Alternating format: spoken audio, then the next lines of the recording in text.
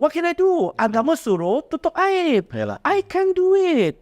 Kadang-kadang kata, tapi nama jangan bagi tahu nama. Saya tak mau tahu. Saya tak mau tahu. Buat apa? Bila berlaku masalah kepada agamawan, yang orang tasub, orang sujud lah kaki dia. Dan kira kalau apa yang dia buat, kira orang angkat kerana kebaikan. Kita tak nafikan kebaikan dia. Orang kata lebih baik agamawan yang menutup kemungkaran agamawan daripada orang awam. Jadi Maksud apa ni? maksudnya ustaz yang bongkar apa ni masalah ataupun keburukan ustaz itu sendiri. Berbanding daripada keburukan itu diketahui oleh orang awam, sehingganya label nama ustaz ataupun agamawan itu nanti jadi rosak. Pasal Maksudnya betul ke ataupun kena ke buat macam tu? Dia first thing kita betulkan. Islam mengajar saya untuk berfikiran logical, tidak taksub, kita hanya taksub pada prinsip. First and foremost, bila kita kata contoh tadi Amin sebut tentang ada kebaikan, betul. Saya tak nafikan. Setiap orang ada kebaikan. Betul. Kalau nak cakap macam tu, mungkin kita jangan sebut pasal Firaun boleh?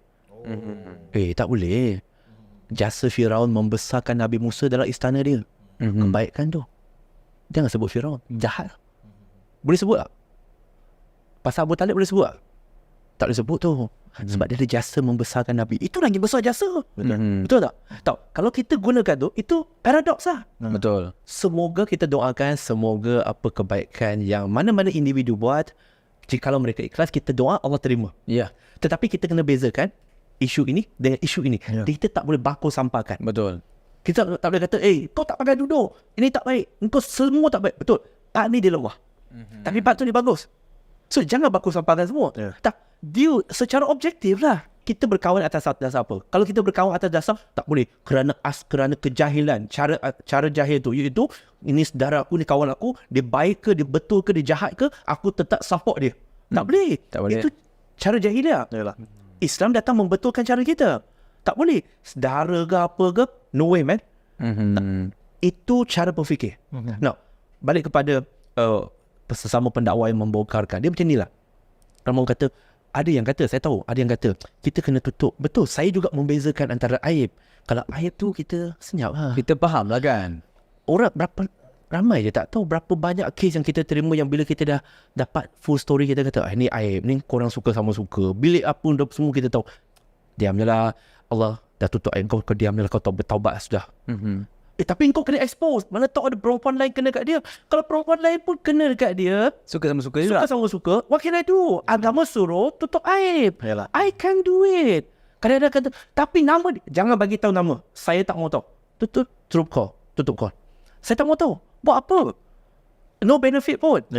Tetapi bila kita tahu, ini ada. Dan kita sebagai pendakwa, macam mana kita nak namakan kita pendakwa? Apa maksud pendakwa ni? Tepuk dada tanya iman. Apa kita nak jawab depan Allah? Kan, kalau kita kata, aku pendakwa, aku ustaz, aku belajar agama. Okey, kau belajar agama. Ada tak ta'muruna bil ma'ruf wa tanhauna 'anil munkar? Wa tanhauna 'anil munkar. Dia tak sebut amal ma'ruf saja. Dia cegah wa perkara. tanhauna 'anil munkar. Dia bersama. Dua-dua sekali. Betul. Now, bila ada satu kemungkaran, kau sebagai ustaz, orang datang pada kau sebab apa? Nah, dalam beratus ribu ustazah ataupun pendakwa, orang datang mengadu ke Amin. Nah, kenapa dia pilih Amin? Kita biasanya, kita akan pergi minta tolong daripada orang yang kita rasa boleh tolong kita. Maksudnya, Allah yang gerakkan hati dia untuk datang minta tolong dari kita. Nah, betapa mengecewakan kalau Allah dah gerakkan hati individu tu datang kepada kita untuk minta tolong, dia ada harapan untuk kita menolong. Tak semestinya dapat result, tapi at least membantu dia. Dan akhirnya kita kata, minta maaf lah, aku takut kena kecam, koyak. Tak boleh lah. Aku tak boleh terima. Now, apa pandangan dia terhadap agamawan? Kita bukan nak buka aib. Kita ingat amar ma'ruf nahi mungkar. Kita buat nahi mungkar kerana Allah, demi Allah, lillahi ta'ala. Maka bila kita buat lillahi ta'ala, kita tak boleh buat cara yang akan buat Allah murka. Kita kena ikut cara syariat agama.